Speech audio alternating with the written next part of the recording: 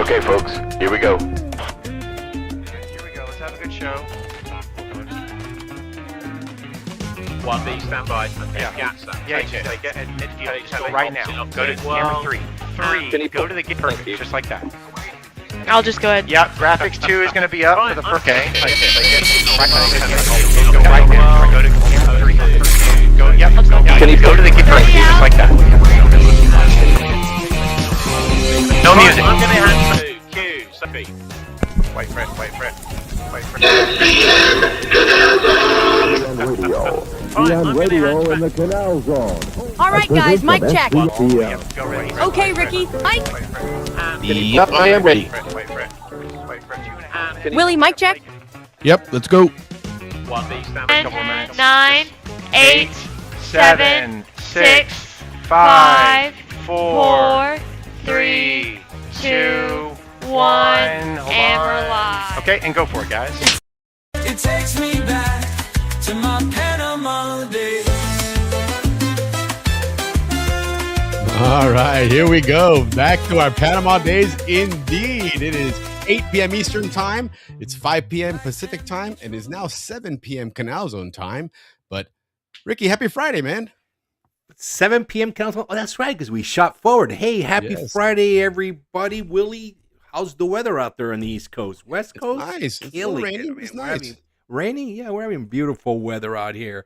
As you guys know, Willie and I are coast to coast. Yes, that's And we're here, guys. And welcome. Foremost, welcome to everybody. Thank you once again for joining us on our weekly podcast. Yes, indeed. Welcome to the SCN Happy Hour at the Balboa Yacht Club. Guys, this is a weekly podcast that Willie and I, both born and raised in a canal zone, bring you every single Friday for 2 years now. Guys, this podcast is all about the history of the Panama Canal, its traditions, its towns, its people who we all kindly call Zonians, or as the shorty and slim crowd calls them, mango heads. That's right. Guys, this is a place where everybody knows your name and we talk about the latest, the greatest, what's coming up, what has just happened within the Canal Zone community. That's right. So let's prepare our drinks. Let's Absolutely. toast to this great society and this great story that we have, and Yes. to the eighth wonder of the world. Salud, everybody. Oh, absolutely. Salute, everybody. Happy Friday and 7 p.m. Arkansas time. Absolutely, man. It's you know what? It's Zonian time anywhere in the world. It's always happy hour somewhere. So we always want to celebrate that and move on forward. Eric, good to see you, brother. Gracias again for the cold ones this morning. Appreciate Yes. You What's know, and going on? Eric, that. Matt, how you Matthew, doing, right brother? on. Good to see you, man. Everybody's coming in, Willie. Yeah, Right we on, got a right killer on. show tonight, man. Tonight we're going to talk about we're going back to the Panama Canal itself, right? We're going to talk about like I've mentioned a couple times previously about this, you know, the one constant you've had in this canal since 1904 when the first digging started. They started using those dredges out there, right? And they kept going, they kept going, they kept going. And that's something that has never stopped, right? This is a place where you constantly have to keep it maintained. There's been instances where they've decided to make it bigger, right? In addition to the, you know, to the upgrade they did, you know, 15 years ago, whatever, with the new expanded locks. But even prior to that, they realized that that channel was very narrow. It limited the opportunities of you know, running ships through there in two directions and things of that nature. So the dredging division has played a major role in keeping the canal open. They've had to deal with emergencies, you know, with ships sinking, you know, not just digging out Landslides. dirt and rocks and landslides, but, you know, even the growth, the grass and the weeds and everything that, you know, obviously, as you know, in Panama, you could cut your grass and a week later you got to go out and cut it again, you know. So But we had people do that for us. So none of the, Yes, of we the did. benefits that None the of the perks. Zonians had. yeah, for None of that the hardship perks. of having to live in a zone, right? You had to get all that stuff taken care of. So And those guys were really those big machines. I remember the big chains in the front, you know, and yeah, guys big did a giant good job. machines. They would pull into your neighborhood, you know. And the other one, remember the other one that was always a regular feature was what? Well, housing to come change our No, that wasn't a regular louvers. feature. That was on occasion, but there was one that was a regular feature. That was very unique in the way it looked and the way they had it set up. What the circles? The cutting them in circles? No, I don't it know. wasn't grass cutting. It was something. What do y'all think? There was something else that was a regular feature in the zone. That was very unique in the way it was set up, the way it looked, the way they operated. So I'll many give you a things. I clue. mean, we're not. It made your dogs bark. Huh. It made the dogs bark when Well, if it this made was the occurring. children follow it in bicycles, then that was an No, easy. no. It wasn't that one. It wasn't that one. No, that's what. Yeah, that's what a lot of people are thinking. Hey, Jill, good to see you. That's Good what to see you, Jill. But no, it's not that. There's something else that was. It was a very regular. Oh, the Coca-Cola guy. The No, that one's. But there we go. Jim Duffus has it. Ding, ding, ding. Absolutely. Let's give him a little garbage sound pickup. effect. Yeah, There yeah, it was. yeah. That was Remember, definitely. they had those like Bronco Jeep, and then they had the 3 or 4 wagons connected behind them in trains. They had them all hooked up like trailers, and they'd pull them, and they'd go all around the block, and then those guys, and they had the big giant. I guess almost like that, like carts with a big giant garbage can on it. They would fill those up, do a couple of those, and then they take that and dump it into the wagon, and then they'd pull off in that wagon I train. do not recall ever seeing them, but I'm sure they were there because the Canal Zone was extremely clean. They did. They had them all connected. Remember, they had them all connected together. They would, they were basically bins, and yeah. I can vaguely remember now. Hitch, and they would right. connect like 2 or 3 or 4 of them and just cruise around neighborhoods filling them up. They didn't have the big giant garbage trucks like you had here. Those guys did such a good job because Yeah, when they you did. don't notice them, that's when they do a Correct. great job. Exactly. Yeah. That's exactly right. Silence is good right there. For That is sure. good. Well, right But, on. A little nostalgia there. Yeah. Of our townships. Welcome to the weekend where the green beer and assault are not wearing green. Yes, indeed. That's right. This is a month. This is definitely the month. It is month of March. So green March beer Madness. indeed. Welcome to the weekend. And yes, March Madness. I've got the best. And Mark Cicero has a birthday in March. Couple of weeks. Yes, he does. So Mark, Mark has come out with Panama Days. He's come out with Christmas on the Isthmus. He's come out with, and I don't know why I get this mental block on this name because he just made this video on it about New Orleans and Mardi Gras and Sinners or something or other. It's but he's got another great tune about it. Mark's got a great collection of tunes. If you look them up, guys, YouTube, make sure that it's CZ Mark Cicero or Mark Cicero CZ because there is another Mark Cicero out there that apparently sings or something. But no, it's like people with my lap, just Ricky Royals out there. I'm like, what? Right? What the hell's that, man? This is the real thing over here, man. You got to be on Happy at the Balboa Yacht Club. You see the real Ricky Royo. But yes, CSD Canal, exactly. Canal Sanitation Division. They were great, man. These guys were spot on every time, and they, like you said, you never had a problem. They were always there to take care of your garbage. Jeremy Panama out the boat. Oh, nice. Right on. Weather's great. Well, salute to you guys down The at whole the boat. world's having a great weather right now. Well, you said East Coast having a little rain, but West Coast and Panama killing it.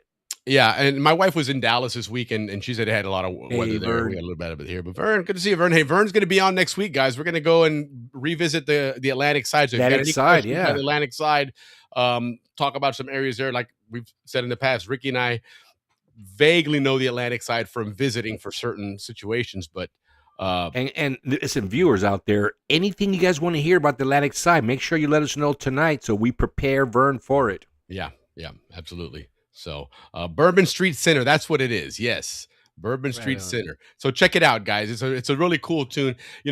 Mark's tunes, they're thought provoking. The lyrics on all his tunes. That Panama Days one is for us Zonians. It's a real easy one to Oh yeah, that just one sticks. Create memories. I mean, you could close the videos is great. It's a lot of fun to watch. But in all honesty, you can listen to that song, close your eyes, and you can go through a really cool video in your head. If you grew up in the zone with that song, it's so easy to do because it brings back so many visions. The best afternoons. Sorry, Willie, No, you're good, brother. Interrupt, but this is the best afternoons. I mean, I think we can all agree on this. The best afternoons we spent were at the Causeway.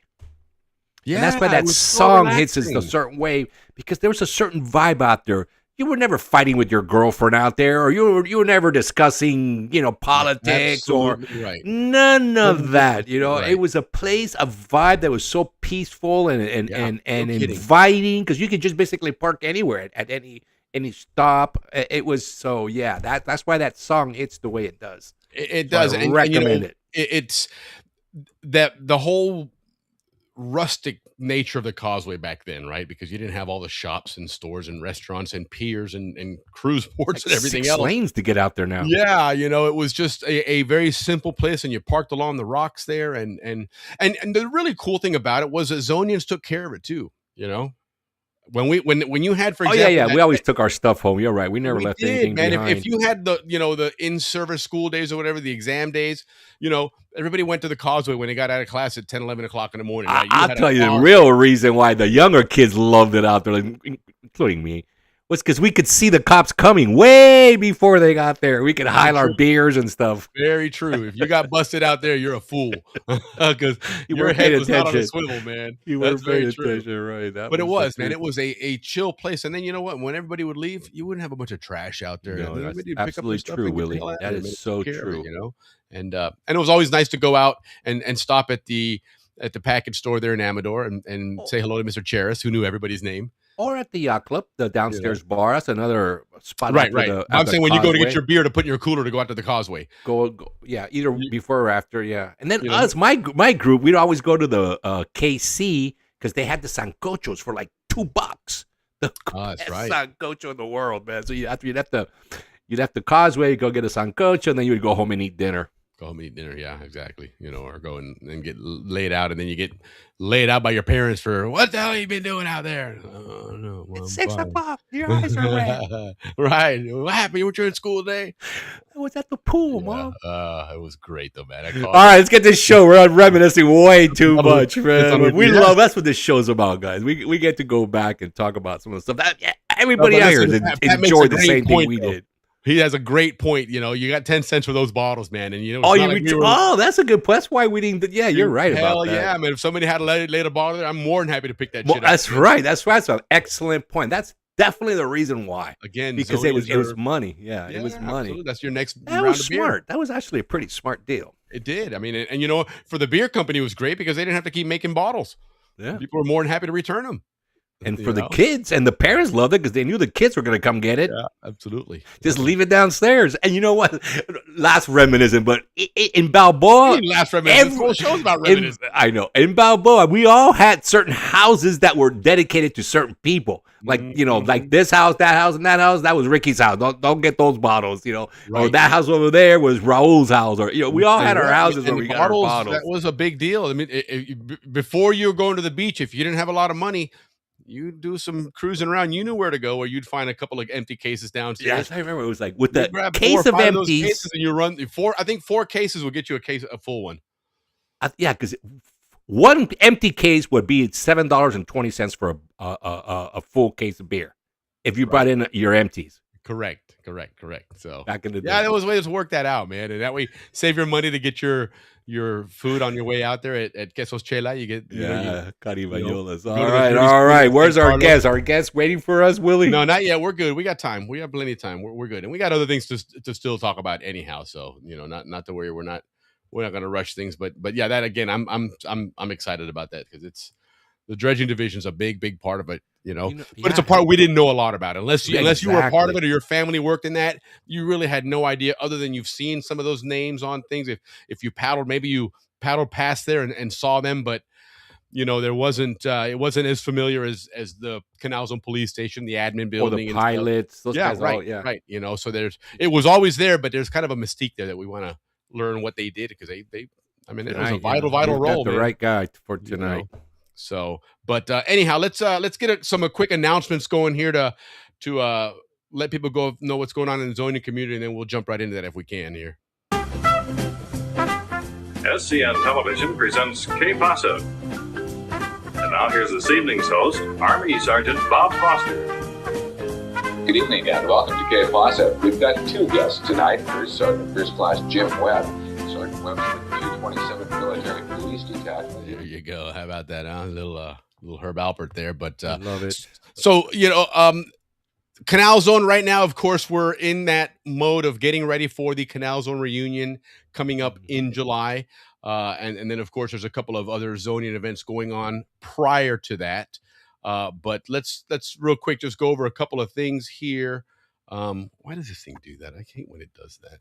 Let me add this way. Bear with me here a second. Well, while you're doing that, I want to wish Jose Payne a happy birthday today. Yeah, of course. He is a class of 81, and he is running one of the guys running our reunion. So we want to give him a good shout out, doing a good job. All you 81s out there, get a hold of Jose. We'll put up his email here in a minute. And right now we got 60 people. It's March, so by March you always have 60 people interested, and we'll just see where that goes. But still, 60 is a big number for a class of 81.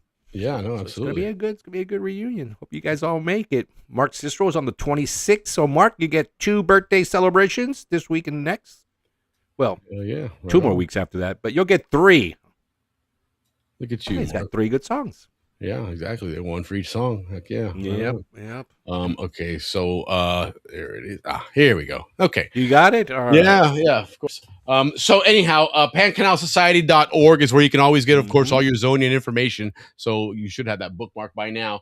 But upcoming events for the Pan Canal Society in 2026. Obviously, just a few weeks ago was the Space Coast Potluck, but the next big deal is the Pan Canal Society and the University of Florida and the Friends of the Museum Luncheon. That's quite the title there.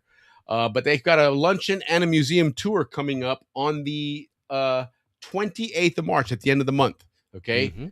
However, registration, you can't show up on the day of and register and expect to have, the food and all that good stuff, but register by the 19th of March. The schedule is 11 a.m. to 2:30 p.m. on Saturday. Saturday, yes. Saturday, March 28th at the University of Florida Smathers, I think, or Smathers, I don't know how you pronounce that, library. And again, the address 1545 West University Avenue in Gainesville. And again, pancanalsociety.org, you can get all that information. Make sure you get that done by the 19th of March. Great organization. Anything that's memorabilia-wise, guys, that you love to look at, anything from the phone books, remember, because they had the cool maps on the back of them, all the yearbooks, the spillways, the Pan Canal, the review magazines that came out, newspapers. I mean, these guys, you can go back to the Isthmian Canal Commission, their annual reports all the way back to like 1908. It's amazing the stuff that you can find there, the amount of pictures, and it's just a fantastic collection that really keeps that Canal Zone story going. And so, great organization. If you can make it, reach out and find out how you might be able to donate anyway to help them out, because it's a great membership to be involved. Yeah, and we also want to shout out to all the donors of all these years. You guys have really done a great job, and without those donations, none of this stuff would be available to us. The museum, you're absolutely right, and the Canal Society. These are great organizations. And sometimes people will reach out, or you'll see them post something on social media going, "Hey, I've got these items here. Does anybody want them or whatever?" Donate them to the museum, man. They're more than happy to take them. And if you're not familiar with them, but you go to the reunion, definitely check out the museum's section at the reunion. They've got a silent auction section, and they've got a silent auction. You can bid on some really, really cool stuff there. So definitely check them out. But anyhow, March 28th is their luncheon and museum tour, and you got to register by the 19th of March. Then move forward to May. The Paella in Palmetto is going to go on at the Artisan Lakes Amenity Center in Inglenook Terrace. And Ricky, you got more information on it, don't you? On who? On the Palmetto, isn't that Kelly Morris? Yeah. I mean, I have a lot of information on Kelly Morris if you guys are interested, but that is only for paid subscribers. Correct. That's for our members only.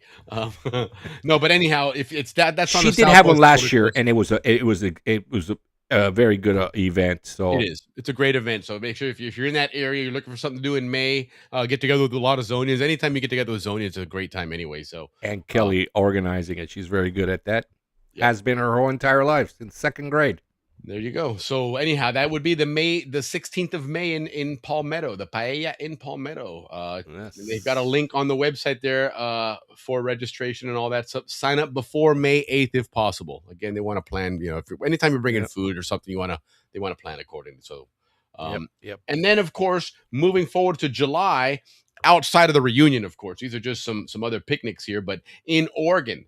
On the 15th of July is a Pan Canal Society Northwest picnic in Prineville, Oregon. And Jim Duffus, who chimes in here all the time, his email is on there. Reach out to him if you need to get more information on that. It's MRCLOVER, Mr. Clover 8082 at hotmail.com. So reach out to him there.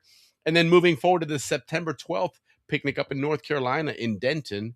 There's a Canal Zone Pan Canal Society picnic out there. Contact Sheila Webb Tucker at naper74 at yahoo.com. And so just check these guys out, pancanalsociety.org. You can see the address scrolling on the bottom there if you have any information there. And then, of course, you know, the big event for the society, of course, is the reunion, right? That's the Super Bowl of Zonian events every year. Correct. It's in Orlando as always. And let me see here. It's always the largest meeting of Panama Canal Society people. You know, all Without a doubt. That's where we're going to run into the most Zonians. It is in one place. Yep. A lot of Zonians go there. The one in Panama is growing and it's becoming more and more popular. That one, of course, is more of a destination type reunion. And then again, because of the travel involved and those types of commitments involved, typically you get graduating classes that go down as a group to kind of go back to where they all graduated back in the day. So that makes it kind of fun and special. It's a different reunion than what you have here in Orlando. Yeah, this one here, that was more individualized. This is more group where you're all together. You're all together. Where you meet get to family and classmates and childhood friends. And just hang out and maybe spend some time just make some new friends, actually. Yeah. So both of them are just fantastic offerings. You know, in Panama, you will be busy. You're on your feet a lot. You're going to different locations to experience it because you're going back to where you were, you know, where you're born and raised, right? And so it's not Orlando for 99% of the people there is, you know, there's nothing there but a hotel and a bunch of Zonians. But when you go to the reunion in Panama, that's what I'm saying. But when you go to Panama, you've got a railroad, you got a canal over here, you got this over here. So it's not realistic to think you're going to be in a hotel for 4 days. But here, it's the opposite. Panama, Here's where you're going to hang out and talk to people, catch up with people, right? Have those great conversations. Over there, you're going to be like, hey, man, let's go here. Remember this place? And do that more of that activity. But enough of that. You know, everybody kind of gets the if you haven't gone, you definitely got to go. You're gonna you know pool parties and high school reunions and clubhouse. The reunion in Orlando, it really is. It's an event. And bingo, it's great, cultural great seminars. Yeah, it is. Lots of prices, lots of things to do, and the beauty of it is that everything is all within that one location. So it's you know if you're busy doing something else, you can skip out and run into somebody. It's not going to take long to run. Yeah, you're not going to sleep much, but don't worry, you'll sleep when you get home. That's it. Now, this year, guys, it's not the July 4th weekend. It's the weekend after. So it starts the 8th of July, going through the 12th of July. Okay. Rose and Shingle Creek Resort in Orlando. There is a link for reunion information there. The biggest key, 2 keys to keep in mind here. The biggest one is make sure that you renew your membership for the society. You have to be a member of the Pan Canal Society, and it's worthwhile exactly because you get a fantastic discount. But the other thing is, keep in mind the deadline, May 29th, right? They've got a lot of things that they're trying to take into account. They want to try and get head counts. They want to finalize a lot of things. So, you know, they got a lot of rooms to take care of. This is a big, giant resort hotel that accommodates not just the society, right? So they've got to manage these rooms and they need time to do it. So make sure you take care of that. If you have any information you need to answer there, office at pancanalsociety.org is where you can get that taken care of. Ricky, here's your big soiree that you're all. Oh, yes. Let me talk about that. Guys, this is, I don't want to say Kelly Morris put this together, but this looks like a Kelly Morris thing to me. Saturday, the big formal. Guys, that used to be the event, and then it kind of slacked off. That's my opinion. Maybe it didn't, but in my opinion, it did. The soiree is now what they call it. So remember, listen, it's Saturday like always, but this one there's like a pre-party and a party, right? Yep. The pre-party would be the 6 p.m. to 9 p.m. Come, you know, it's semi-formal. You can wear nice jeans, just not ripped jeans, right? Or shorts, or chancletas, make it a or nice t-shirts, or tank tops. Semi-formal to formal. I'm going formal. If I can bring my tux, I'm going to wear it. Guys, it starts at 6 to 7 with the happy hour. The big giant tie like that. Yeah. Oh, like our high school picture. Remember the high school picture? We had those big ties. Yeah. Massive ties. Well, from 6 to 7 is the happy hour. You don't want to miss that. And then the dinner is served from 7 to 8. Every table is going to have a bottle of wine. All right. Then they're going to have these polleras come on from 8 to 9. And a murga. So, you know, you have drinks, Then you have your meal, and then you have a little show afterwards. And then from 9 to 1, 2, 3, 4 in the morning is the reunion ball, where we're going to be doing a lot of dancing to some good lucho type music. Unless they changed it, but it normally is the lucho type music. There you go. So, guys, Saturday, don't save your energy, save everything. We'll see you there Saturday night. The Grand Tivoli Soiree, they're calling it. So don't miss that, guys. That's going to Soiree. be a lot of fun. And, you're right. That is something that's kind of, oh, look at that. Thank you. Who we got here? Hey, right on. Thank you very much. We appreciate Thank that. you, Mark. Appreciate you, brother. Absolutely.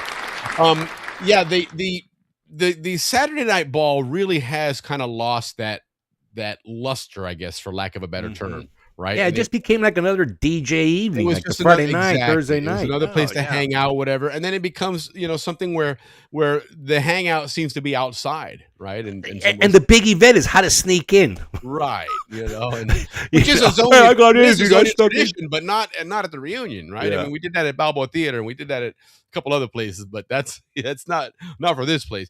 Believe me, last reunion I was at, people my age were trying to figure out how to sneak in. But I remember going back to, for example, the reunions. The first time I went to the reunion was back in 1986 in Tampa. Oh, that's my first too. And I remember Saturday night, which of course at that point I was a young punk. I just graduated high school and didn't know any better, didn't care, and plus I was broke. So I wasn't going to that Saturday night ball. Why? Because when that elevator opened, I mean, everybody was decked to the nines, right? Yep. And it was an event. It was a cool place to really elevate your game, I guess, for lack of a better term. And it's kind Your of social faded away. skills. Yes, exactly. And so Yeah. I'm glad they're doing that, because that's Me too. And listen, if you don't want to do it, don't do it. There's plenty of places to hang out. There's bars all around that area, so it's not like be there or not, whatever. But try to make it. Listen, make it and have a great time. And like, remember we talked about last week, Ricky. Prom. That was fun to dress up that way. yeah. It was a blast to go with your Oh, friends. that's what and we go can out. look at it. It's prom night. Yes, make it your Take prom your night, date, take man. your wife, Heck prom yeah, night, your man. daughter or your son or whatever. But we'll leave the menus out of this world. This is why you want to go. Summit Garden Salad. How about that? Sosa Hill Ropa Vieja. Wow. Rain, and for the people who don't eat meat, Rainforest Ropa Vieja. Okay. And that, last but not least, Gold Coast Salmon. So, guys, Wow. it's an amazing menu. Okay. And now, when do you have to have confirm that one?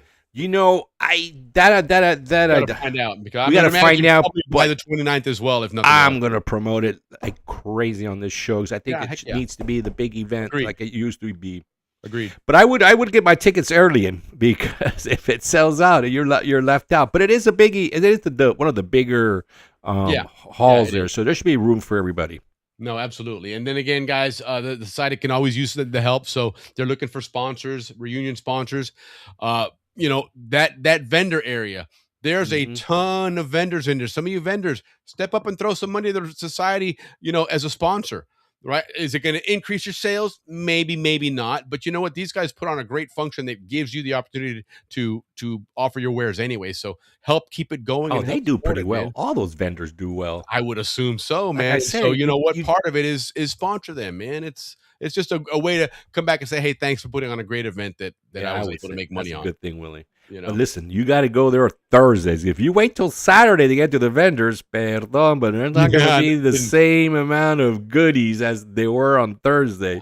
Yeah, absolutely. So that's my day. And there again, also, if you want to become a vendor, there's a link there as well. So pancanalsociety.org, all your information is there. The links to get signed up, to request information, it's all there. But first and foremost, become a member of the Pan Canal Society if you're not already. Mm-hmm. Okay, you're talking $60 for the year. That's a buck and change a week, man. A very, very affordable rate for a fantastic organization that does a lot for the Canal Zone. So And keeps the society together. there we go. All right, what are we talking here? Class of 96, I Sarao compa. Okay, there you go. There you go. And what else? Good to have you, Mike. Mike's BHS bowl football games Friday night by the bowl. That was nothing like that, man. Nothing like that. That was a great, great time in the zone, man. Was football Friday night lights, man. It was That goes way back to Yeah. the 60s. It does. And even 50s. further back. Listen, the 50s, there's articles of I remember there's an article of I always looked at Will Nickisher as a referee because he was always a fixture out there on the field when I played football. But guess what? He played quarterback for the Bulldogs in the 50s. It's a cool story, man. It's an awesome Zonian legacy, that football one, for sure, man. It's a great time to bring that up. My dad played down there. Yeah, I mean, listen, that was 55 and 56. way before the Rams were even thought of. That you had football and you had only 2 high schools, so you had other junior highs. I remember Rainbow City had a like, I think, a junior high, if I'm not mistaken. You had a college team, and also had what was it, like a workers team? What would you consider that as, kind of because remember, one of the teams was adults. Oh, no, it was the athletic club. The athletic club. Yeah, those guys were the coño, ¿cómo se? The guys that didn't go to college. No, they went to the what do you call it? The apprenticeship program, the apprenticeship school. That's what those guys were from. Okay, all right, right on. That makes sense. That's kind of a schooling in a way. Okay, right on. Cool. Also, guys, don't forget the Balboa Invitational Tournament here in Tampa, the 9th through the 14th of November. The great golf outing on that one. Make sure you check that one out if you can. That's a lot of fun. A lot of Zonians here in the West Central Florida area that golf, man. So, hopefully we can get a big group out there. Yeah, SDAC, okay, so I know I would assume it's athletic club, but what are we thinking SD is? SDAC. What are you thinking, Ricky? I don't know. I have no clue. SD something athletic club, but let's see here. Let me see what I used to jump the fence at RT, never come out of style. I was thinking, all right. Yeah, well, that's a true Zonian right there, Mike. Yeah. We all snuck into every football game we could, except my age group. We went behind the bowling alley, and then there was a fence, and there was a gutter that went underneath, little cement gutter. Yeah, man, I never did that. If I don't know what about that wigged me out, I was like, nah, I'm good, man. Really? And then you would just swoop, put your body here, sneak your way right under, boom, you'd be right there by the. I think I would wait like when rooms. the ambulance would show up and they'd open that gate, you run in real quick. All right, SDAC is Schools Division Athletic Club. Thank you, Jim. Got it. Well, we have a something really similar to that we can inform you guys of in Colón. They inaugurated a stadium today there that they've been working on a stadium forever, and it's called the Roberto Mariano Bula. And the reason why I'm bringing this up is he was a big-time mentor and community leader of Colón back in the day, and now he has his own stadium named after him. Right, okay. That's right. I did see that. That's right, yes. Beautiful stadium, yeah. Hold on, let me look at something here. We're getting some technical issues here. Oh, and as I was mentioning too, more Canal news. 41 transits going through. Panama's doing their job to help out with the global shipping issues we're having right now. So the Canal normally, guys, does 36 transit a day. They've been up 41 for the last week, and they're not going to continue at 41. And the reason why they can get to 41 in the summer is because they had so much water from the last rainy season that they had plenty of water to put 41 ships through a day. But they're going to stop that because we are at the end of dry season. Right. And they have a full lake, and we got rainy season coming. So there's going to be a lot of spillway activity this year. Yeah. Oh, something else going on in Panama, Willie. Espocomer. Now, those guys have been there since I was a kid. Yeah. I remember that. It's a big event in Panama. All you Zonians probably remember hearing the Espocomer. It's just where all these entrepreneurs get together from all over Latin America, and they come to Panama and do their convention. But it's going on this weekend. So if you're in Panama, Espocomer, go check it out. Oh, something else from Colón, Willie. Yeah. Your friend Chen, he had this big event called Sabores de Colón. And what that is a food event. And he wants to turn it into a international event. Yes. So I believe this is the first year, maybe the second year, but 120,000 people showed up to Colón to go eat this. Their food right now is the in thing. The city of Colón, $2 million generated from this event. So that's really good for the city of Cologne, for everything Cologne. They sold out all the hotel rooms, all the restaurants. 200 chefs showed up. 200 chefs. That's amazing, man. Yeah, that was a big event. So next week we'll have Vern here talk more about Cologne. Yeah. And we'll get our Cologne IQ. I'll tell you, that's amazing that how Panama has become a culinary destination now. Out of and then nowhere. Cologne is even trying to match that as well. And really Cologne needs something to jumpstart that city. And I think that might be a good route for it because that will draw a lot of people things in. happening there, yeah. Yeah, Hopefully, that's pretty awesome. Fingers crossed, because it's been like that forever. Every government comes in, they promise a lot, but let's see if it finally takes off. And Cologne gets its shining city that they deserve. Well, the stadium is a good start, right? Yeah, no, it really is. And I mean, again, that's an up and coming place now. It's really they're really looking to take that to another level, So, what's going on with Panama right now, and not just Cologne, but both ends of the canal with the ports, and a lot going on there. Let me update you guys, because this is one of our we've been updating you guys weekly on this, because this stuff changes. And I gotta jump off for a quick second, so go ahead and take that over. We've got so much going on with this port, and we've been informing you, right, from the day from when they went to the courts to when they got through the courts, and then all the reaction from the Chinese. Well, what this week's latest events have been that China is now trying to retaliate a little bit, because they are stuck. That they got kicked out of Panama, a small country kicked them out.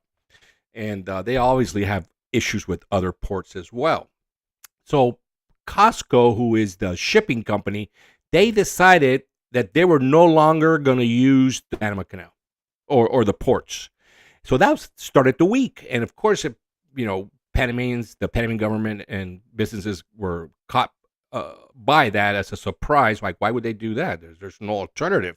The alternative would be more expensive, and shipping's all about reducing price, not making it more expensive, especially with gas. So at the beginning of the week, everybody was nervous. What's going to happen? Chinese are pulling out. But today, after, I guess, reconsidering, or some people have been saying they've been negotiating with the government, they have decided that no, they are staying afterwards. After all, they're not going to be leaving Panama anytime soon. But at the same time, they're also reported that they're going to provide more inspections to our Panamanian flagships. So a little bit of tit for tat going on this week, guys, with the ports. And so we'll see what ends up happening. The president did say last week, or whenever this exploded, that he taking it, he's not going to escalate, because he feels like there is no alternative. So we might as well treat each other with respect and continue doing business, which has been a good line that he's been holding on to not create a national crisis with the ports. So all that being said, guys, it looks like the Chinese are going to be pulling out. Out of the ports. They're no longer running it, but they're going to continue to do business with Panama, because truly there is no other. The alternative is all the way around Argentina, or all the way, on the North Pole. So that's what we have going on this week on the ports. So Willie, we almost got Willie back, and we are going to be bringing on our guest tonight, Lance Winkowski from Gamboa, I believe. Guys, so back to Willie is getting ready. You almost ready there, Willie?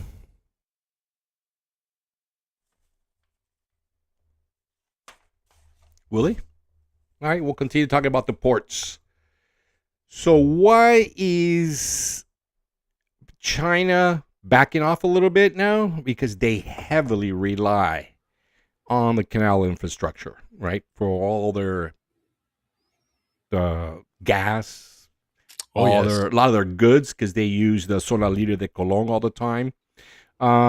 So they heavily rely on Panama. So, guys, I think our president was right by saying that he doesn't think much is going to happen. And so far, only our Panamanian flagships will probably have an extra inspection at Chinese ports. Which, I mean, with tit for tat, Panama can do the same, right? That have to inspect their ships before they go through the locks. But why get into that? That's what the president's saying. Let's just be respectful and keep doing business because there is no alternative. Yeah, no, I'll tell you what. I mean, it's an interesting dynamic that's been created here. I mean, we've really recognized now and seen what China, who China is, right? What their intents are, and what happens when they're told no. You know how they respond, but oftentimes people have argued that everybody depends on China for all their goods, but that's a two-way street.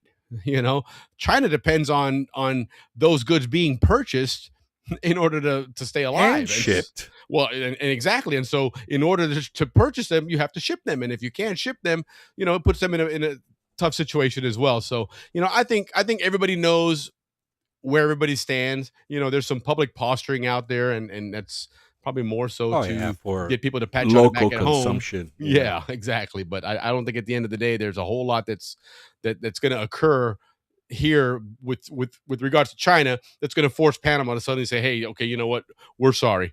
Yeah. Your ports back. That ship sailed, for lack of a better term. So, hey, Paul, what's up, man? Good evening, man. Good to see you, brother. So it's going to be interesting to see what happens there. We are having some technical issues with our guest Lance. So we're going to still trying to work to get that connection going.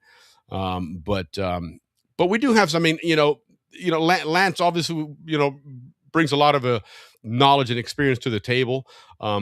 But we did do a lot of research on this stuff, and so there's a lot of cool things here where we, if he can't join us, we still may pull some information up just to view it and look at it and chat a little bit about it, and then bring him back then to give us the nuts and bolts and the nitty gritty. Because like I said, it's a great story. The whole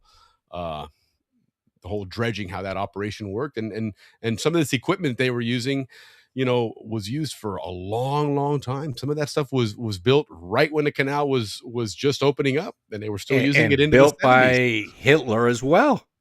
That's one of them, and I don't know why Ricky's so hung up on that, but I just think it's crazy that we have a Nazi crane in the Canal Zone. Sure, but it wasn't Nazi because in actuality it was done before the Nazis. It was that crane was built in the 1920s. But okay. But yes, it was one of them, and of course, we've in the canal construction itself, a name that's synonymous with canal construction was Bucyrus, and they had those big steam shovels on the ground out there on the rail lines. They also built one of the big steam dredges that did the same thing, but floating as opposed to, on a rail line, and to a much bigger scale. So, excellent. That's right. You know what? And let's do this. Let's do this. Well, I might send you a link and have you join us if you don't mind. But because there's a lot that we put into this thing. There's a lot of really cool information on there. So I think it'll be really cool to see it. What's going on here? My whole screen just disappeared. But so anyhow, let's do this. Let me shoot you a link.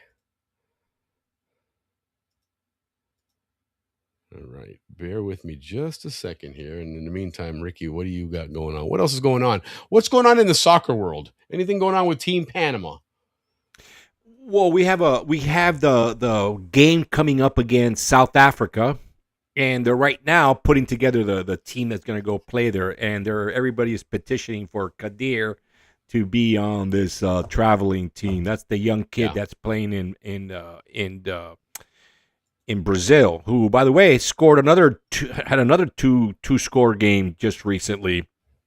This kid has got a gun for his shot at goals are just unbelievable, and the distance that he shoots them from, with the power. Wow, it's gonna be an amazing young man to watch. Yeah, no, absolutely. That's and the thing about him is this guy. What if there's ever a how would you say, a affirmation of who you are as far as your soccer abilities is that this guy there he's being courted by the Brazilian national team, because in international soccer, they have rules regarding, what country you can represent, and it involves, couple of, generations kind of thing. In fact, kind of like what we learned about with citizenship with Rodolfo a few weeks ago, that your kids and your grandkids are eligible to play for that national team. Well, And like so- like the World Baseball Classic, the Correct. Italians. There you go. And so with that rule in play, there's a Brazilian connection to this guy, and they're trying to get him to play there. Now, if you think about that, Brazil is, considered one of the elite countries for soccer, and nobody can argue that. They've won World Cups, they've won, their players are superstars in Europe, and if they want this guy, that means this guy has got some serious pedigree on him, and there's definitely an interest there in this guy, and he wants to play for Panama. I think he recognizes what he can do here, and I mean, his mom is big in promoting him in Panama when he's playing and stuff. It's really cool to see if you start following that stuff, but it's going to be fun to see this guy, 'cause he's an elite player. Yeah, I keep an eye on it. Keep you guys informed because I do like the kid. I think he's going to be great. Yeah, no, absolutely. Let me do this. It's a 75. Right on. Jim, is Bill available to join us? If so, I would, I'll shoot him a link real quick. If he's willing to, that would be kind of cool. But yes, Kadir needs to get promoted to the world 100%. It's a no-brainer. Okay, the one thing I see in Panama in their team, watching them, especially during those last qualifiers, Panama plays based on raw talent and raw skill. Okay, you can see that they're. What I think Panama lacks is still there may be another half a generation away from having kids that play tactical soccer, right? Where they know positioning and ball movement and stuff. And you can see it with teams like Spain and England and Germany. And, Brazil's a little different. Brazil they just got ridiculous talent there. But a lot of these countries, France is a great example, very disciplined team. They have a lot of great ball movement. When you see Panama play, it's almost like, I mean, a guy is getting pulled down and he managed to rip off of the guy and keep his balance and somehow get away, and so you see the talent is there, and you see that the next step is there. Now when you combine that then with a natural instinct for the game, Panama is going to be going places, and I think that's where Kadir can take them to that next level, because he does have that. He's an elite player. You can definitely see that. He's still young, but he's an elite player, and I think he'll do Panama a lot of good. Yeah, what I heard the coach say is one of the reasons why he hasn't been selected just yet to be on the team is because when they play at the World Cup, Panama normally has to play defense. Correct. So they bring less forward. They play a counterattacking game. Right. So 2 of the forwards on Panama's team are already set. This guy Waterman, and I forget the other guy's name. Yeah, but you need depth. I mean, an injury is one play away. So so right now they're debating whether to bring 4 forwards or 3. Yeah. 4 doesn't make sense, especially since they're playing defense. But Correct. So that's why it's difficult. That's why everybody wants to see this. Well, and they're going to be playing against some attacking teams too. Croatia, Ghana, and England are all attacking teams. So you're absolutely right. Panama's best shot at winning a game in this group or drawing a game and maybe moving on is to play a counterattacking game, meaning you set up, absorb the punishment, let them have possession, but then use that speed when you have a breakout and just send that ball downfield and go, and hopefully it'll work out for you. But yeah, I'm still liking Panama's chances. I really do think that going into it, might win our first game. I think people are not expecting Panama to go there. Ghana is one of those teams. They have a lot of African players that play in Europe, right? So there's some name recognition there. Croatia's won tournaments. They've got a pedigree themselves. And England, you don't have to say anything about England. So Panama's not looked at as the threat there. The good thing about Ghana is their coach.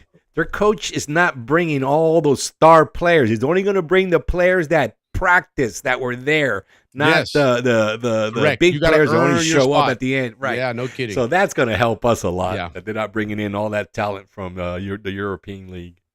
we'll see at the end of the day. You know, the one knock that the United States has always had, and I truly believe that if the United States changes their approach to youth soccer here, they will win World Cups. They will dominate because the United States just has so much more resources and availability. But in the United States, to play club soccer as a kid, it is very, very expensive. It's right up there with hockey. It's ridiculous how expensive it is.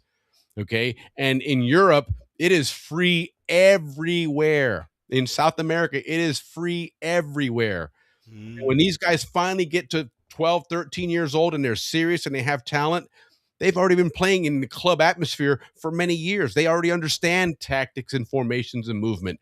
And that's the problem that the US has, is that you got, and you're competing at some big sports. You know, a lot of people still, you know, don't run around bragging in high school that they're on the soccer team like they do about the playing on a football team or being the pitcher on a baseball team, you know? So it's the U.S. is doing pretty good in spite of really being held back just because of their own, you know, mindset, you know. But I mean, dude, it'll cost you $1,000 in Florida to play in a club team a year. As a kid.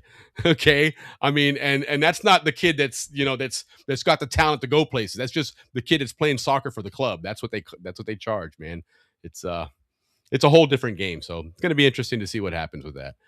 But anyhow, yeah, like I said, Jim, let me know if Bill would be willing to join us. I'll send him a link and get him on, because unfortunately I don't think I'm able to get this connection fixed with Lance here, and we've got some really cool dredging division information. If not, you can certainly just chime in the chat and see what we can do there. But before that, we can wing this. We got because your graphics are so good, and of course our little background that we do on it. Yeah, absolutely. Research absolutely. that we do. So, but let's get some bills paid here real quick, and then we'll move forward with it here. We're still looking for our Howler Monkey hot sauce spokesperson. Just got an email from Panama. You've got mail. Hey, I'm Mac, and I grew up behind Howard Air Force Base in Panama. I can talk about hot sauce. On pizza, uy, que rico.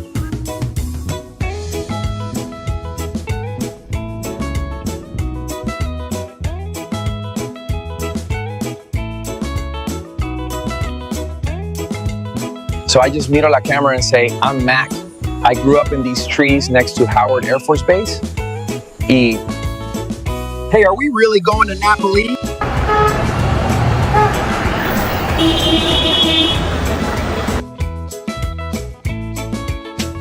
And let me tell you, the flavors of ají chombo, garlic, and onions, they each hit you one at a time, and it's so delicious. Howler Monkey Original brings the true taste ají chombo of Panama to your pizza game. Do you know a Howler Monkey who can describe the sweet heat of our original with authentic ají chombo peppers, or the fresh punch of verde where habanero warmth meets crisp bell pepper?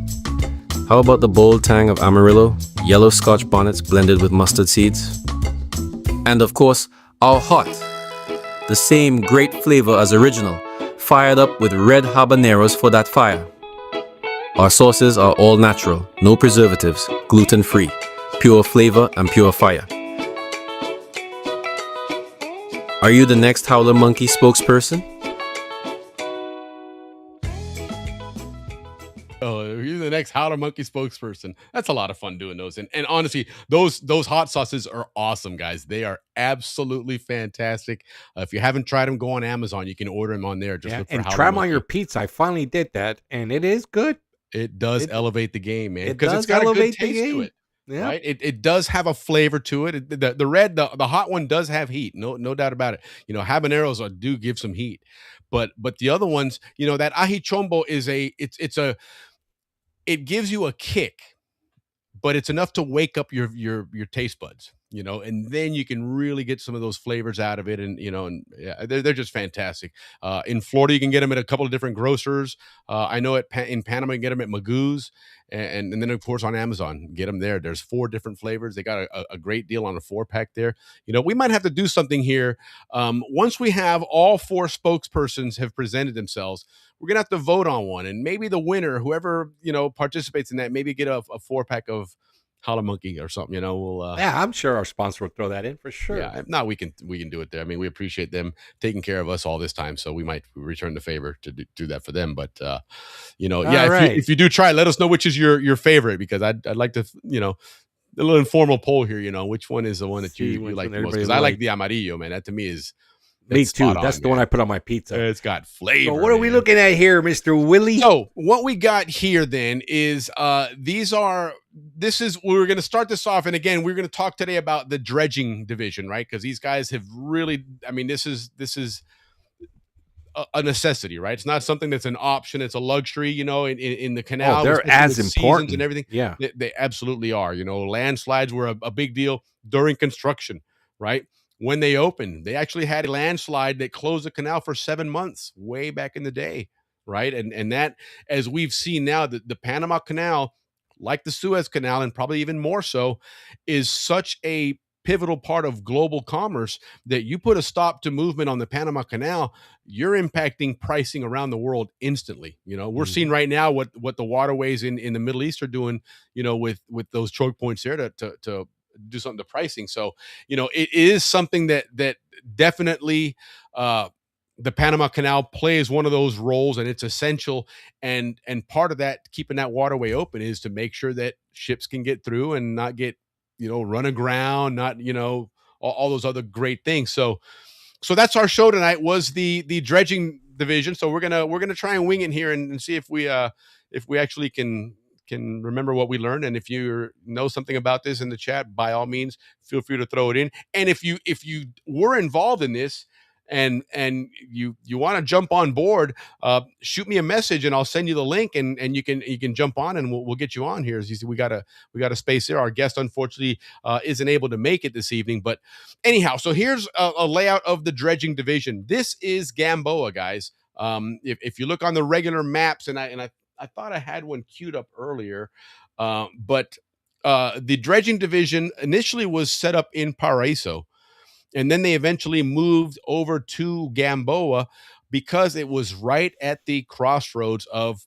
the entrance to the Culebra Cut, the Pacific, exit, and the Chagres River conversion. Chagres, yep. Right. And obviously, as we know, the Chagres River is what supplies the Panama Canal with its water primarily, right? It fills up that lake. And so that area has a lot of movement, a lot of water movement, and consequently, you got to constantly keep digging it out and keep it nice and clean and deep enough to get the ships to work in there. So they figured out that it's best to have this as close to, if nothing else, maybe even centralized, right? So you can get stuff. I was going to say that seems to be the center. Yeah, because Gamboa pretty much is in the center of the canal, if you look at it that way.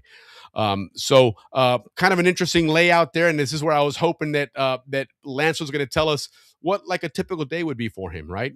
Jump in your truck or your car, whatever, and you drive over to Gamboa. You drive in here, you park, and what do? Do you jump on a dredge? Do you jump on a launch, on a tugboat to take you out to a dredge, or all that cool stuff? Because there's a lot of different equipment there that we're going to see on here that they used, and kind of understand where each one worked, how it worked, and what its purpose was, right? So I guess we can kind of try and go into that a little bit here, and Jim just chimed in that he's trying to get his brother to jump on. So hopefully, if we can, fingers crossed, if we can. I know it's very last minute, so I'm if anybody can, great. I don't expect you to. It is very last minute, but anyhow, let's see what we can do here. So this here is the U.S. Rialto M. Christensen. And that was the newest dredging piece of equipment, as far as large equipment. I'm sure between, since then they've probably purchased other stuff. But, this was a big dredge that they purchased in 1971. Okay. And Ricky, there's an interesting trivia about this, isn't there? That's the one from Germany. No. Oh, no, Heil Ricky. But there was so. If you notice, a lot of their big heavy equipment, the names were all locations. You had Cascadas, right? Cascada. You had the Mindy, right? Oh, and so, right. So the last one, they decided, correct, that they weren't going to name it after a town. What did they decide to name it after? They named it after an employee of the dredging division, Rialto M. Christensen. I believe it was because maybe he had perished in an accident.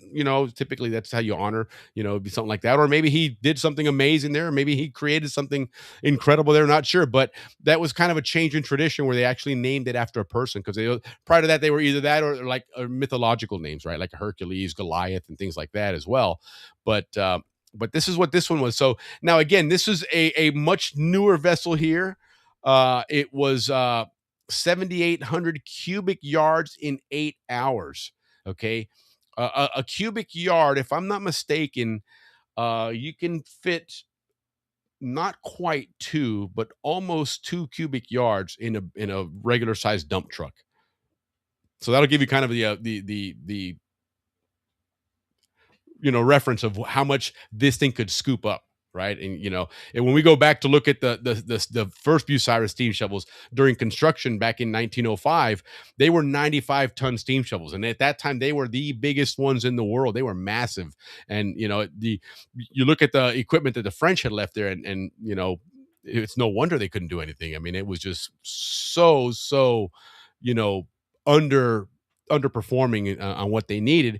And then of course you got these big beasts here. The other big key difference here with this one is that they actually had diesel motors, right? A lot of the stuff prior to that used steam.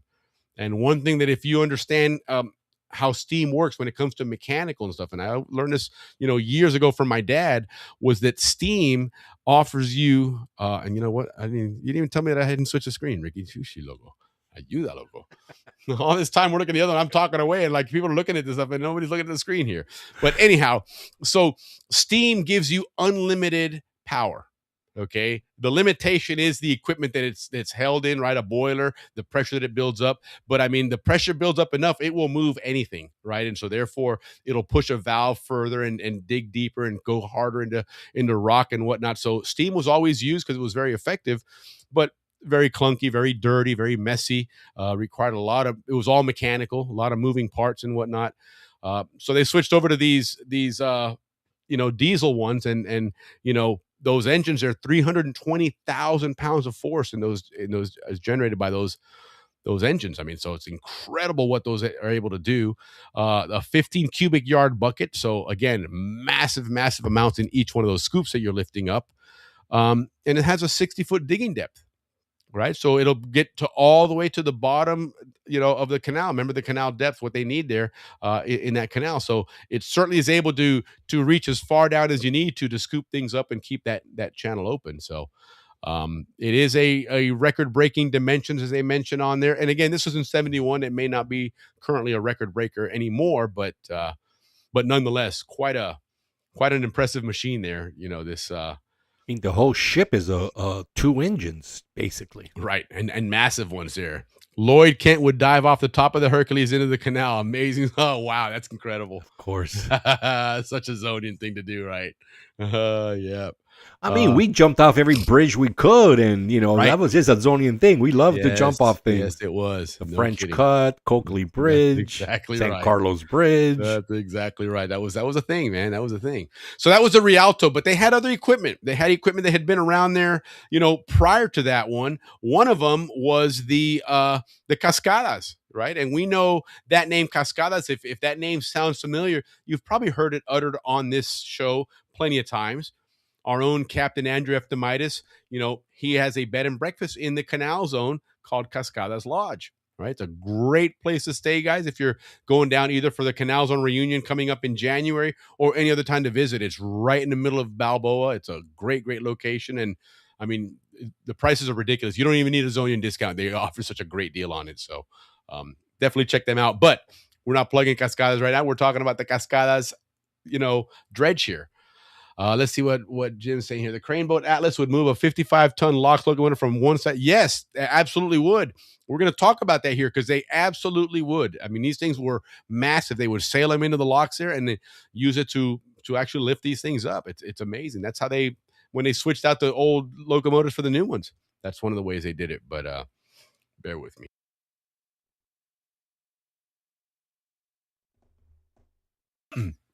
So anyway, that's the Cascadas. Couple of interesting points here. 1915 was when this thing was made. So this is right around the time the canal opened, right? The canal had just opened when they were making it. So it was still, again, using that steam technology. 1,500, is that say tons? I can't even see my screen there.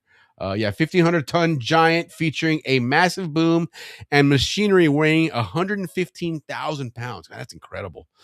With a dipper handle alone weighing 81,000 pounds. That's massive. And you see the way it worked is they had that pivot point right in the middle of that big giant boom.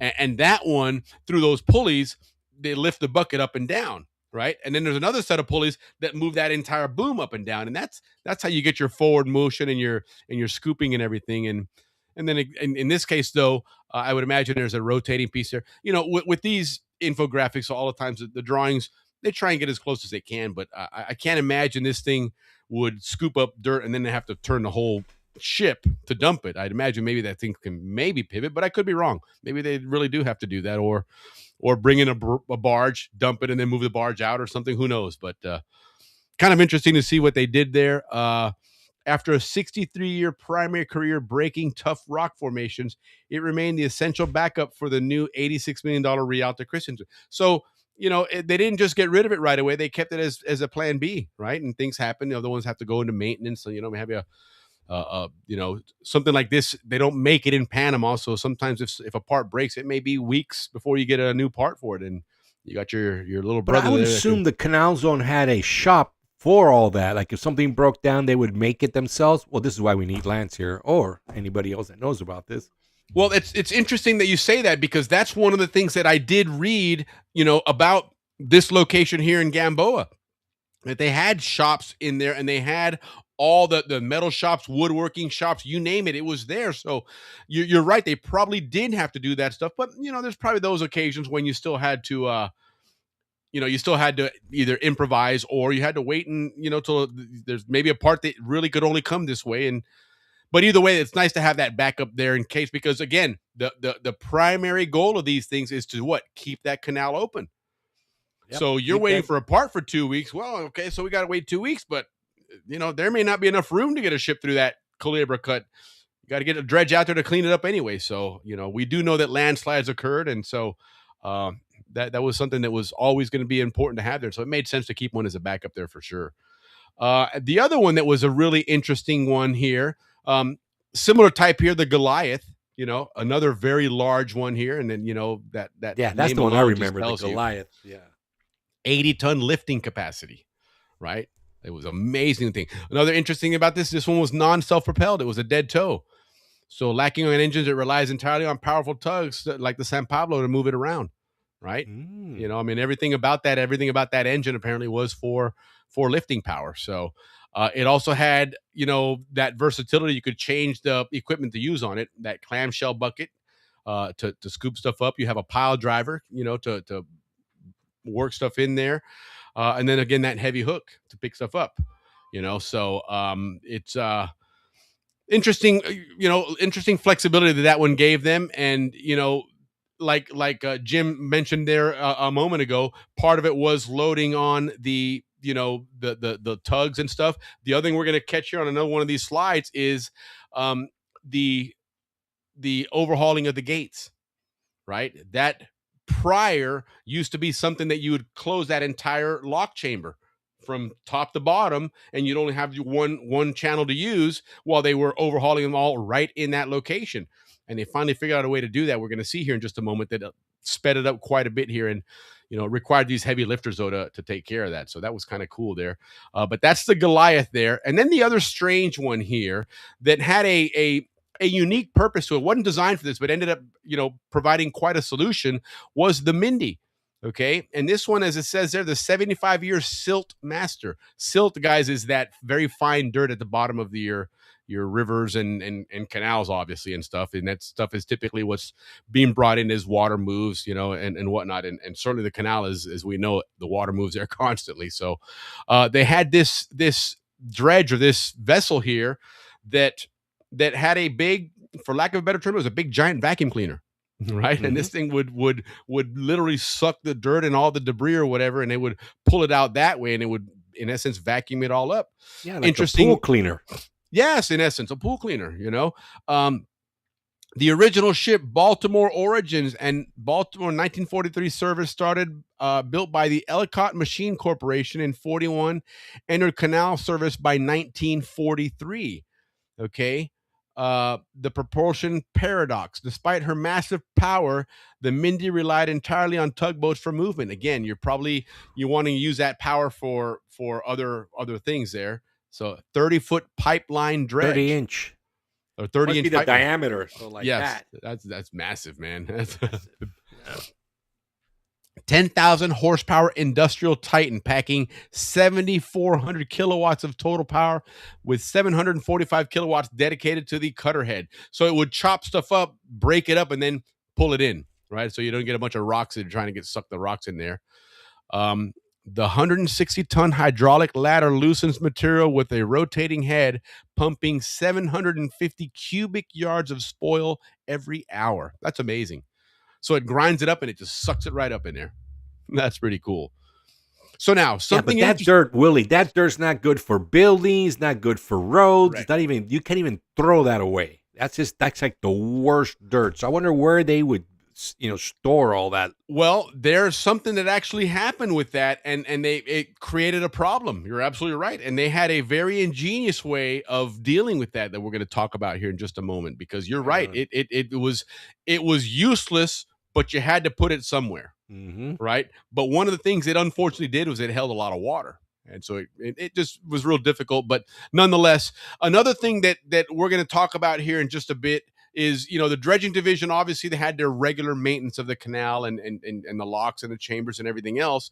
But the other thing was during emergencies. No telling how much gold that thing. Yeah, no kidding, right, Rich? No Absolutely, kidding, man. Yeah, man. I'll tell you what. If I worked on that thing, I'd be staying after work with a little panning there and going to that silt there and see what you could find.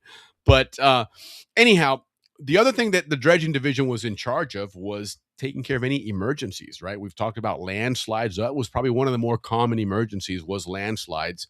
But another one was they had a ship that actually ran aground, tore a big hole in the ship, and so it consequently flooded and sank. This was in 71, 72. In 1971, absolutely. And so this ship played a role in taking care of that, because as we're going to see here, this created a really, really big problem for the canal. And, getting it out of there was a much more difficult task than what anybody had imagined. So going to be interesting to go over that here a little bit, and hopefully we get it right. But anyhow, let's go back to that heavy lifting that we were talking about just a moment ago here, right? Prior to 1965, the locks, the gates themselves, okay, the miter gates as they're referred to, they had to be taken care of every so often. It was typically about every 20 to 30 years they had to be refurbished, they had to be maintained and whatnot. And what they would do back then was they would close that one entire lock chamber. And they would go ahead and do all that work. It would take about 2 weeks, a little over 2 weeks. That's a lot of time to restrict your amount of traffic movement, because now you only have one set of locks working, and you're going to have to go kind of like the Balboa Bridge, right? You got to wait for traffic to go a bunch of times, stop, and then go back the other way and just keep going back and forth. So it really restricted things. And so they had to come up with a way of doing this and speed things up. And so, you had these Hercules and Goliath and all these dredges that could lift a lot of weight, but even as much weight as they could lift up, there was a limitation. The limitation was 250 tons, as you can see on the lower left there behind my little beer sign. But that 250 ton weight was much, much less than what these gates weighed. Remember, these things were 65 feet wide. They were 7 feet thick, 80 feet high, made out of metal and whatnot. So they weren't light by any stretch. So there's no way that these vessels could lift those up. What they came up with was an ingenious plan here. These gates were designed with hollowed out chambers inside them. And so they pumped air into them, and they made them much more buoyant, right? They could float a little bit. Now, that doesn't mean that you're going to lift it all the way up in the air, but all you had to do was lift it off. They have what's called a spindle ball on the bottom, and that's what it sits on in pivots. And so you would take it and you disconnect the top end of it, lift that up off the ball, and then just let the gate itself lay down in the water, right? Because think about it, those gates there were two doors, right? In essence, right? They're like, think of them like almost like saloon doors, swinging doors, right? But they don't go in both directions. But the point is, those gates fully extended only goes halfway through that channel, right? So you can lay that thing down in the middle of the channel, float it all the way out, take it to the dry dock, repair that thing in 2 days, float it back in and put it on, and you're good to go. And that's what they ended up doing. That's why they were using these dredges to lift them up with that new lightened load. And now you went from several weeks of a lane outage to just 2 days. And suddenly the pintle bearing, that's what that's called. Absolutely. It's a big giant ball that it sits on. And that's what it pivots on and rotates back and forth.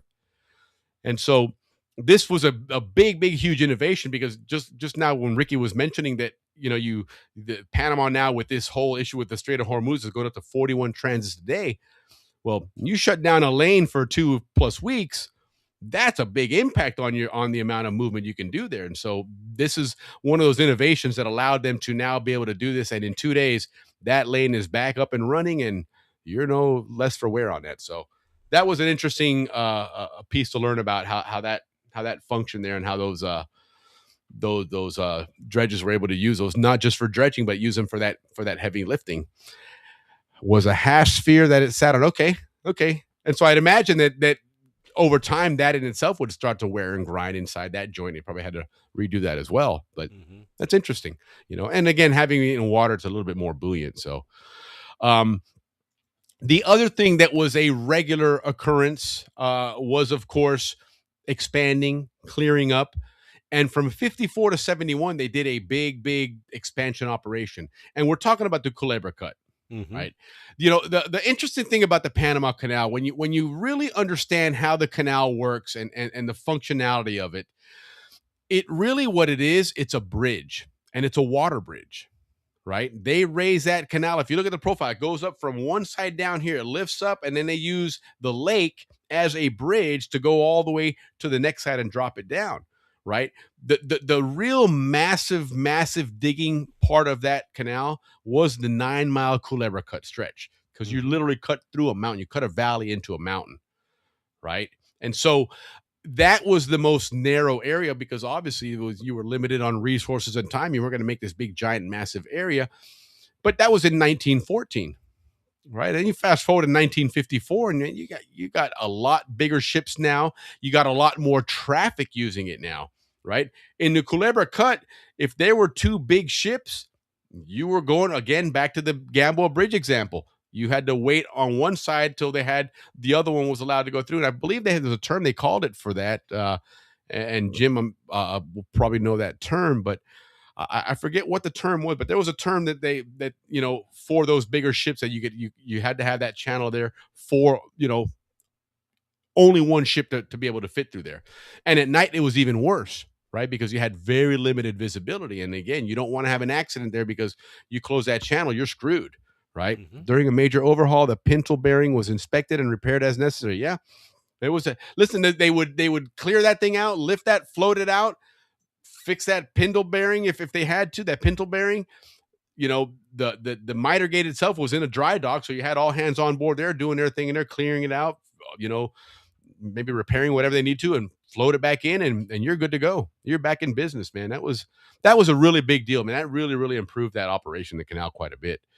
But again, this widening project allowed them to have a lot more traffic 24 hours a day. And so they went from 300 feet, which you think is a lot at the football field, to 500 feet. So they almost doubled the width of that Culebra Cut, or Gaylord Cut, as we also called it. They also added lighting, that ribbon of lighting, the fluorescent bank lighting on there that offered, again, that safe 24-hour operation. So what's really interesting about this widening project, they removed 244 million cubic yards of spoil. And that actually, I read somewhere, was more than they dug up on the initial construction of the canal. That's how much the Culebra Cut and that area was involved with digging. It really was where the bulk of your digging took place, was there. When you look at early construction projects and plans for the canal, they divided the canal into 3 sections, right? They had the Atlantic Division, they had the Pacific Division, and they had the Central Division, which, I mean, really the Central Division was almost 90% of it was the Culebra Cut. And it was just massive, massive amount of digging there, because you literally cut through a mountain and made it an entire valley of that mountain. So, but this was a big, big project, and this was a big win for the dredging division. It was to be able to expand the size of the canal and offer safe, 24 operations for two-way, traffic and increase of flow and everything. So that was a big, big, high five for the dredging division when they did that.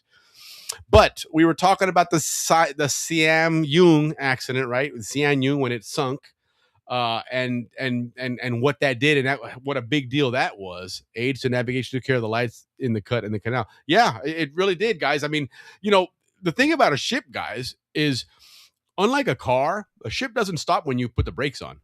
Right? I mean, that stuff, it moves and it keeps moving. It takes a while, right? So you got to have a lot of safety precautions in place. You got to have great visibility. You got to have room for navigation.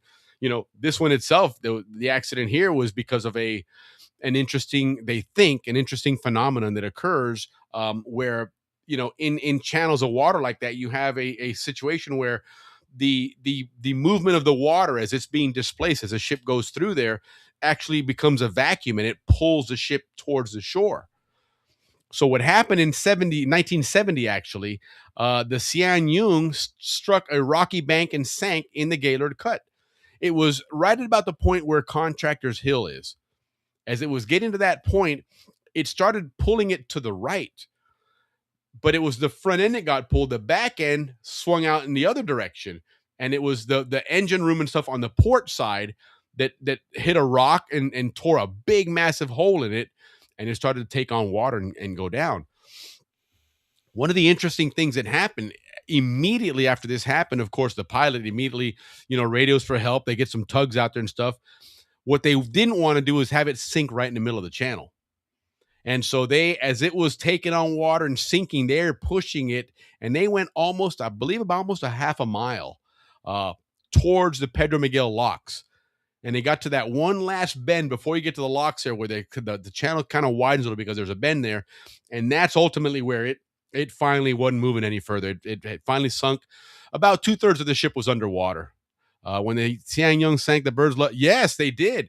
So that's what it was carrying. It was carrying rice, it was carrying cotton, and it was carrying oil, right? And obviously ships have a lot of oil on themselves. They're massive machines.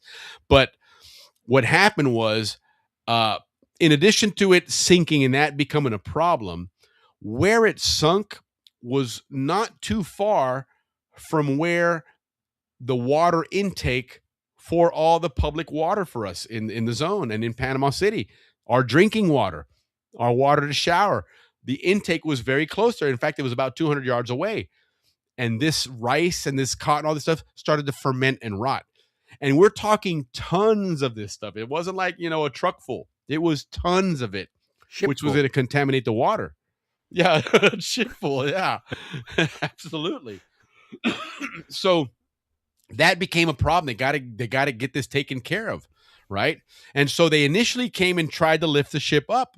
Remember, you talk about these giant cranes and how they have this great lifting capacity, but they couldn't do it. It wouldn't come up. There's, again, a massive suction when you're in dirt and silt in a channel like that. As you lift it up, that swirling below it becomes an actual suction. The other fear was that if they pulled too hard on those locations that they attached to that ship, they're going to split the ship in half. Mm-hmm. And then you'd really be in trouble, because now you'd have that stuff just pouring out everywhere. So, it really was a big issue. Yeah, it was. Listen, that rice started to ferment. It started to rot, so, but what they did, remember one of the ships, the Mindy, had that big suction on it. Yep. They said that's right. The Mighty Mindy with the suction. They did. They modified it so they didn't need that grinding thing in front of it, obviously, because it wasn't going to break anything up. And they obviously probably had to open up holes inside the hull there. But they ended up sucking out all that cargo that was in there rotting away. They ended up having to seal this thing up eventually, and they were able to float it up enough to where they were able to patch it up and eventually they floated it out, I believe, out in the Pacific side. And I'm pretty sure that's what it was, because I probably didn't want to take it back through Culebra again. And eventually they ended up sinking it out in, I believe it was in the Pacific Ocean. They scrapped it. Whoever the owners were, I guess they figured you're not going to be able to sell this or do anything with it. So they would, that's what they ended up doing. They ended up scrapping it. And so it's out in the Pacific Ocean, if I'm not mistaken, out there somewhere in maybe the Bay of Panama. There's a wreck down there, and that's a nice reef. Yeah, exactly. So it wasn't a quick, short fix. Okay, this happened on December 6th, 1970. They didn't finally get it out until January 11th of 72. This was a long time. And I would imagine that this other, the Mindy, it had the modification to do this, but this thing probably had other work to do as well. So it's not like it just, take everything offline and just work on this ship. You still have a canal to maintain and ensure that it stays clear. So, so the primary method they used for this was patch and pump. Okay, so they patched it up, they pumped water out of there, and they started to float it up again. And finally, they scuttled it in the Bay of Panama. There you go. Hey, Paul. Hey, Paul, we lived on the Atlantic side. Whenever we sent to the Pacific side on a race, the West Bank of Mirror Forest Locks, we would see the sunken. Yeah, there's a lot of pictures. We're going to go over some pictures. There's a section here where we're going to pull up some pictures, and there's quite a few photos of this. So you can see how, you can appreciate how shallow the canal really is. It's not as deep as we think it is, because when the ship went down, at some point it wasn't going down any further, and that's where it was stuck, and that's where it sat until they were finally able to take care of it. But yeah, that was kind of interesting how they worked that out. And we saw, what was it now, maybe 5 years now, Ricky, since that big tanker blocked the Suez Canal. Yeah, about 5 years. Yeah. And I mean, immediately prices for goods just skyrocketed, not just oil. The Hormuz thing is, they're limited. There's only one type of cargo that goes in and out of the area, and that's oil, right? Yeah. But like the Panama Canal, you have everything going through there. Yeah, I remember a ship being sunk out there between Pedro Miguel and Miraflores. I don't know if anybody remembers that, but I think I recall there being a ship out there too. I don't remember that. It'd be interesting to see if anybody recalls that. Certainly throw that in the chat, because that would be an interesting. Interesting to see what happened there. But anyhow, so that was again kind of some interesting, information here. Obviously, we were hoping to have Lance on to help us out and give us a lot more context to this and spend a little bit more time on some of that stuff. But we did have some really cool pictures that Lance was going to show us, and go over a couple of things here, and some other stuff that I pulled from online that I thought were really cool, and so this is a what they call a drilling dredge, and I don't know what the exact terminology is, but this one, as you can see, those towers there, those are the ones that they would actually drill holes down, put dynamite in, and then blow it up and whatnot, and be able to loosen things up there to be able to then scoop it up and get it out of there. So that was, again, one of the different kinds of equipment that they had on there. Another one here, and again, you can appreciate, what these dredges look like, and as you can see, it does rotate there, right? Because it is facing forward, but the boom has turned to the side there, and comes up with that big scoop, and once it gets over that barge, it'll open it up and drop all that debris in there. Right. And so, again, just kind of interesting here. I was hoping that we'd have some more context on some of this stuff. This one here is interesting. Okay. Because as Jim was mentioning earlier there, you could take a locomotive and move it from that middle section over to the right, or vice versa to the left if you had to. Right. You can move them around that way. Obviously, it looks like that when there's getting ready to maybe lift up that lock gate or something there. But that's what they would do. They would actually float the entire thing in there, lay the lock gate down in the water. It's floating now. Attach it to a tug, and then push it out to the dry dock. Load it up in that dry dock. Get all the water out, put your crew in there, fix it up, do your repairs, float it back in there, load it up, and you're good to go. And in 2 days, your canal is back up and running. So that was a really great innovation that they did with that one there. Let's see what this one here. Okay, here's what we're talking about there. Look at the size of that equipment that's being moved around. That's what these things are able to do, and they're mobile. Right, you can move them all around the canal to do these kind of things and lift up any kind of heavy equipment, locomotives, trains, and whatnot. It just it offered you a lot of really good flexibility when it came to that. This is the Goliath. There it is, and again, some of these ships or these, what they're looking like they would do on some of these is they really were just putting this on a barge. It seems, right? They stabilized it where they could, but the only engines in this thing seems like they're to power the actual dredge itself, Crane, not to move it around. You hook it up with tugboats and you move it to wherever you want to go. And that's kind of the way that works. So interesting operation there. That would be cool to see the barge or the scow. Okay, there you go. The scow would bottom dump, went out to the disposal area. So I'm gonna see if let me see if I can find this, because there is and I don't know if I have the pictures on here, but let me see if there's one. What is this one? Okay, that's the Cardenas. Okay, so it's like one of the big launches or tugs pulling up next to it, hooking up next to it. But I did have one. Okay, yeah, there it is, scooping stuff up again. I have got a picture somewhere or an infographic, and it talked about what they did with that silt, because they did have an issue with that. They absolutely did. Let me see if this one here. Bear with me, Ricky. Throw something in here while I'm looking for this one real quick. I'll get back to it some other time we'll have to redo this episode. But what happened was they would take these and there was certain areas where they would dump all this silt, okay, all this very fine dirt, mud, and it would just sit there, and it holds a lot of water. It wouldn't drain very well. And so what they ended up doing, there's a couple of areas that they did this, and I had them written down here, but I'm sure Jim will chime in on this as well. But they actually had to use dynamite, and they ended up dynamiting some trenches in these areas to drain the water out of these places, so they could do something with all that silt, because it was starting to accumulate. Right. And again, because of the way the canal operates, you have water coming down the Chagres. Well, it brings silt with it. Right. It's kind of like the Mississippi. Everyone, when you hear the term the Mississippi Delta, right, that's all that fine dirt that's coming down the Mississippi for hundreds of miles, and it gets deposited right in that area there. Right. It's very fine. It's very just a lot of it, and it's constant. It never stops. Well, the same thing happens here, right? Because remember, the canal is all operated by gravity and water that's dumped out of the Gatun Lake through the lock chambers all the way out to the ocean. So you always have moving water, and it's always moving dirt with it. And so you'll clear this place out, and I don't know how long it's, maybe 6 months, maybe a year later, whatever, that silt starts to build up again. You got to go back in and clear it out again. So it was nonstop, and you had to put that stuff in some areas to store it in essence. And it became too much, and they couldn't move it anymore. It was holding too much water. And so, yeah, they would dynamite stuff and dynamite rocks inside the bucket. Wow, that's amazing. Wow, I guess I would imagine that would probably be where you had a bucket that would break a big chunk and it would get stuck inside the bucket. And you probably have to dynamite it to get it out of there. Or just too big to transport. That's why they break it up. Yeah. That's amazing, man. And again, that's the power of steam. You know, as long as the housing for the boiler and the housings for the valves are strong enough, the steam will push as much steam as you let in. It will push, and so if it requires more effort, it'll generate it for you. You know, that's pretty cool. That's amazing.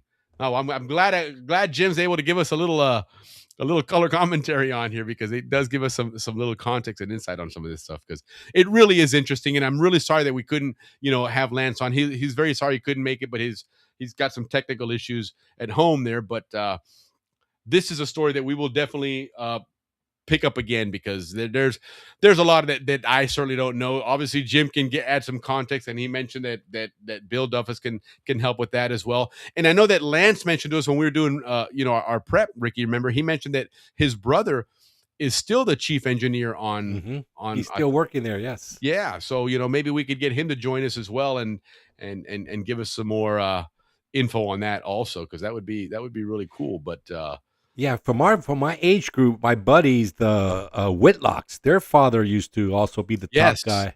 Yes, absolutely. Let me see here. That's that drill boat. Let me see what else we have here. So these were I found some other cool pictures that weren't of the dredge themselves, but this is more about Lance, because Lance was of Zonian too. I mean, this guy was, as a kid, grew up here. He graduated BHS and then went 71, right? Or 71. I believe 71 or 72 he graduated, yes. 71, yes. But there he is doing his motocross racing in Miraflores, and we've seen some of that stuff in in Mark Cicero's Panama Days video, there's at the end there's that cool section on the racing in Miraflores. So that was an iconic track there.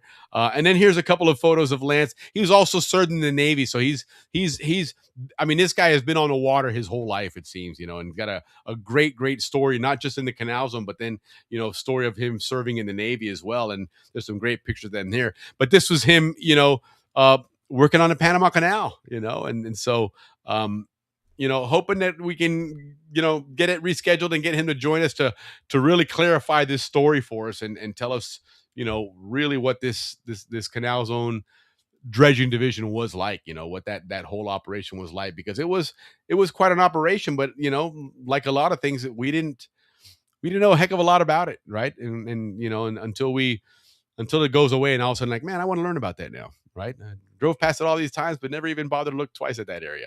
Right. Yeah, I don't even recall it being that big. Yeah, it's if you look at, let me pull up that Google Earth here, right? Because I'll show you. I had some images here, and I might be able to add them on here, but it was of that area, so you kind of get an idea of where it is. For most of us that don't, we're familiar with the Balboa and stuff, but it's not like you could see it, clearly from driving around there. You actually had to be in that. Here it is. Okay. Had to be above it. Yeah, exactly. Because it was, I wasn't really hidden, but it wasn't out in the open either. Right. Well, truly, Balboa, we would just kind of hang out either like when we were kids at the gym and their stadium for archery and swimming and that kind of stuff. So we really didn't hang out like when we went to Balboa. Right. All over the town. Correct. You're correct. Exactly. It was you did that if you lived there, right? But if not, then forget about it. But let me go back to, this is a good, I can still get it on this one here, because you can only go back so far before you lose resolution. You can't really see anything on there, but this one seems to do okay. Yeah. This one here. Okay. So on the train, yes. Maybe this one. There we go. Okay, that's a little newer. So it's 2008, so it still hasn't really outgrown to where it is now, but kind of give you an idea there. So here's the Balboa Bridge, right? Remember the bridge you had to wait? It was a one-way bridge, right? And then you went into Balboa here. You can make that first right and go up into the housing area here. Go out there where you go out to the club out there and all that good stuff, right? And then you came in here, and this is where you were talking about, Ricky, because we would go. Yeah, we would just go in here. That's it. That's as far as we would go there, and we would do the archery or the soccer or whatever it was we were playing there. But to our left there was where all this stuff was. And you go a little further here, and this is where you get into that entrance there, right? And you can see there's some of the stuff docked there, some of the dredges and stuff. These are all the shop buildings and stuff that you have there. That kind of peninsula goes out, and it went all the way to here. As you can see, here's one of those big dredges there. You can kind of see the shadow of it there, right? As it's up against the water there. There's a smaller one next to it. That's the German one, yeah. Yeah, over here's where the Cayuca race would end. Yes. Correct. After the lake. Okay, all right. But I still don't recall that big, massive area there. Yeah, no, and you probably started back up on the other side again. I didn't paddle, so I couldn't tell you that. But that's where the dredging area was, the dredging division. That was their location. And again, it makes sense if you zoom out now and you look at the canal. That's right in the middle, halfway Smack here in the and middle, halfway there, right? Because not a lot going on here. It's mostly a big giant lake. So not a lot of dredging needed there, except maybe on occasion. But, I think the real priority was this area here, the Culebra Cut in here, some of this stuff here on this side, because here's the Chagres River coming down this way. So you're pushing a lot of water into this direction. You're probably filling up with a lot of silt and stuff. It's starting to move there. So over here is where the approximately here was Contractors Hill. Okay, in this area here, this is where it first ran aground, that Siam Yung or whatever, and they pushed it out along here somewhere. Right about here is where it came to rest, and sat there again for about 2 years while they emptied it out and figured out what to do, patch it up so they could get it on, tow it out in there. And then again, it is sitting out here somewhere in the middle of Panama Bay is the wreck of the Siam Yung. So there you have it, guys. That's our dredging division there. That's what this place is and what that place did for a long time. Let me see if I can find those pictures, because I know there's quite a few of those pictures on it, of the wreck. Let me see here. Do I have them on here? I believe so. Yeah, here's one. Okay. Okay, let me turn this one off. So there you go. As you can see now, the bridge in the background there. Wow, I don't. Oh, okay, so this can't be that wreck. No, it's not, because that Centenario Bridge wasn't there yet. Okay, no, never mind. But I do have there are quite a few pictures of it. Let me see something else here, because I know I had added a few of these on there. Here we go. This is one. This is one for sure. Okay. So there it is. You can see this yellow mast in the middle there. That's actually the mast of the ship. Okay, you can see some in the back of it there. That's the ship. It's underwater, right? That boom that you see all along the water line there, they put that there because it was leaking a lot of oil.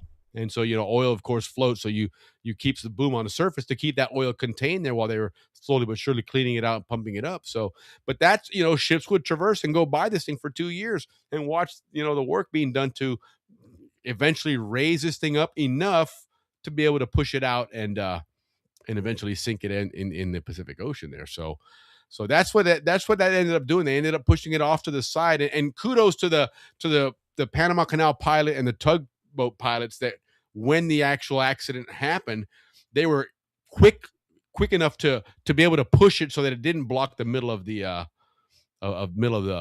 canal there. So but yeah, we got a pretty good look at the dredging unit went on the train. Yeah, you did. Absolutely. Because it went right next to it. It sure did. It went right. I mean, literally right next to it. That's absolutely true. Shout out to Lance. Yeah. And hopefully we can get him on, because he's got a great story. His family's got a great, Canal Zone, legacy, and it's still ongoing now. It's a Panama Canal legacy as well. They're still working on that. So that's going to be a good time when we finally are able to get that taken care of. So, but anyhow, that was a lot of fun. It was in spite of not getting it done the way we wanted, we still were able to get some cool stuff there. So yeah, we got through. Thanks, Willie. I'm glad you did it. I had a long week at work. Sorry, guys. I did not come as prepared as I normally do. No, it's all good though. We still had fun with this as usual, and most of all, it's all the fun that the folks have chiming in there as well. Yes. Appreciate it. We do appreciate it there, guys. Everybody that helped out. Yeah. No, absolutely. Next week, like we said, guys, Vern and Ricky, what's his new nickname? El Fulo de Colón. El Fulo de Colón will be joining us next week to talk some Atlantic side stories. Speaking of Atlantic side stories, Jim, I want to reach out to you and see if we can't do a Gatun lock segment. We kind of touched on it when we did that Gatun transit show, but that had a lot of other aspects to it. I want to do one just on a set of locks there, and I think that would be a great one, and hopefully you can help us out with that. So looking forward to that. But again, as usual, guys, next week we're gonna go back to the Atlantic side with Vern and talk to him about that, do some Canal Zone dictionary, and then get close to the end of the month again. Man, the months just fly by, don't they? So anyhow, year. Speaking of flying by, there's our little Chiva bus. My little Chiva bus going straight to Callejota. Well, guys, thank you for being with us tonight. I hope you enjoyed the show. We will do it again next week at the same time. Looking forward to hanging out with you guys. From the bottom of our hearts, thank you very much. Cheers, everybody. Have a great weekend.